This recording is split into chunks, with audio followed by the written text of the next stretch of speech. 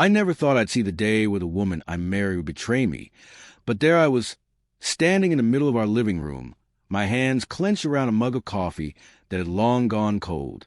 My name is Daniel, 38, and for 14 years, my life revolved around my family, my job, my routines, and above all, my wife, Claire. She was magnetic, sharp, and the kind of person whose laughter could light up a room. I had loved her fiercely, unconditionally, or so I thought. It started with small things: a late night at the office, unexplained absences, vague excuses about meetings that never existed. I brushed it off. I wanted to believe in her, in us. But then came the text that shattered everything. Daniel, I need to be honest. I've been seeing someone else. I'm so sorry. I read it over and over, my chest tightening with a mixture of anger and disbelief.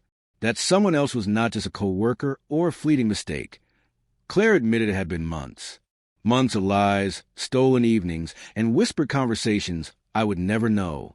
I could feel the walls of our home, our sanctuary, closing in. Everything I had built, everything I believed in, felt like it had been written on sand, waiting for the tide to wash it away. I didn't react immediately. I didn't yell. I didn't throw anything. I just stood there, the hum of the refrigerator and the distant city traffic, the only sound in the room. My mind raced, and yet everything slowed down. I could see all the small moments, the late nights, the texts I ignored, the times she brushed past me with a smile that didn't reach her eyes. They all connected, a chain I hadn't seen forming. Claire came home that evening, her usual confident stride now hesitant. I could see the guilt etched into her face, the way her eyes darted around, avoiding mine. She started to speak, try to explain, but I held up my hand. Claire, I said, voice calm but firm, I need you to understand something. You've broken something. But if you truly want me back, there's only one condition. She froze, her mouth opening and closing like she was trying to find words. I could see her confusion, her fear. What do you mean? She whispered. I took a deep breath. If you want me back, if you expect me to trust you again, you have to meet me halfway. No excuses, no lies, no hiding anything. Absolute honesty. And you need to let me decide when and how we rebuild. Not you, me, because I gesture around the living room. This betrayal isn't something that just disappears because you said sorry. You have to prove you're willing to fight for us, and I'll decide if it's worth it. Her face shifted through a series of expressions: shock, relief, hesitation. I saw the fear, the uncertainty, and beneath it, a flicker of desire, maybe even hope. But this wasn't about her feelings. This was about mine, about reclaiming the part of me that had been erased in the silence of her affair. Days turned into a week. Claire tried. She called. She showed up at the house unannounced. She left notes, little apologies tucked into drawers, messages on the fridge. But I noticed the patterns, the fleeting sincerity, the subtle slips. My condition wasn't just words on a page. It was a test, a mirror reflecting whether she truly understood the gravity of what she had done. And every time she faltered, I felt the old pain flare up again. Then came the moment that changed everything. I was working late one evening, reviewing documents in my home office, when I heard the front door click open. My heart sank. I wasn't expecting her. Claire walked in, eyes wide, clutching a small envelope. She didn't speak at first. She just handed it to me, and something in her posture told me this was serious. I opened the envelope. Inside was a letter, handwritten, raw, filled with confessions I hadn't heard before. Every detail of her affair, her regrets, the moment she felt guilty, the night she cried thinking about me. It was a confession, yes, but it was also a plea. She ended the letter with a line that made my stomach turn and my mind race. I want you back, Daniel, but I will do whatever it takes to earn your trust again. Please tell me if there's a way. I read it twice, then set it aside, staring at the wall, feeling the tension coil in my chest. This was the first true step toward honesty, the first glimpse that she understood the depth of what she had done. But trust isn't rebuilt overnight. It isn't a single letter or a moment of apology. It's a process, a series of choices that prove your words mean more than your actions. I turned to face her.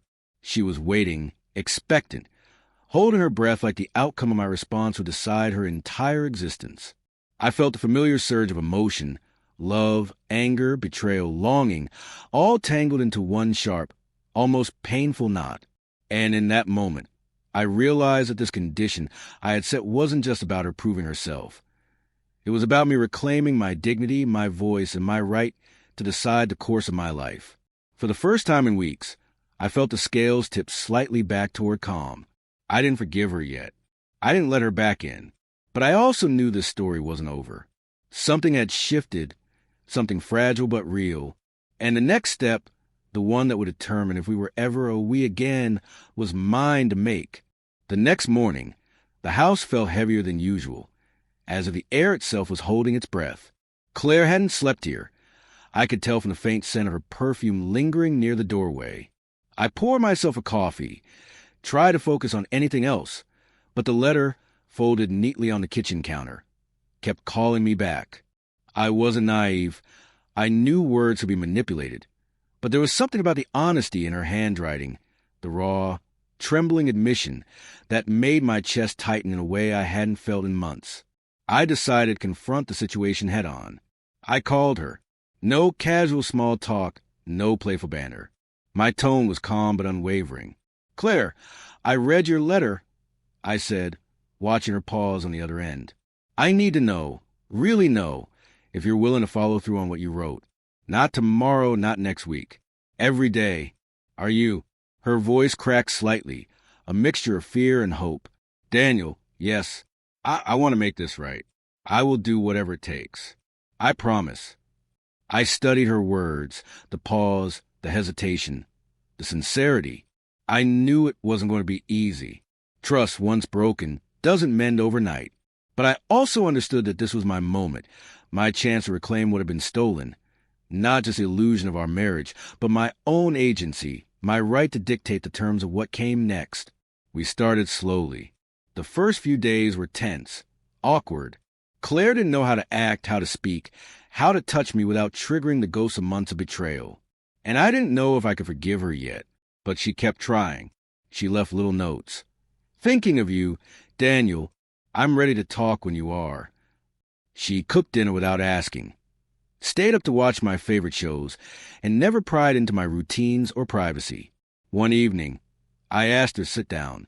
I wanted to set boundaries clearly, to make sure she understood that her actions now mattered more than words ever could. "Claire," I said, looking directly into her eyes, "I'm willing to see if this can work, but you have to follow my rules. Absolute transparency. Tell me everything, no matter how small. I will ask questions. I will need clarity. And if you falter, I walk. Do you understand?" She nodded, tears brimming, and for the first time in weeks, I felt a flicker of hope. It wasn't forgiveness yet. It wasn't trust fully restored, but it was a start. Weeks passed. She followed through. Every late night, every meeting, every conversation was honest. She even confessed the small moments she had hidden, late lunches, extended calls, minor deceptions she thought didn't matter. And each time, she met my gaze with honesty. No excuses, no deflections, just truth. One night, as we sat on the porch, the city lights twinkling below, she reached out and took my hand.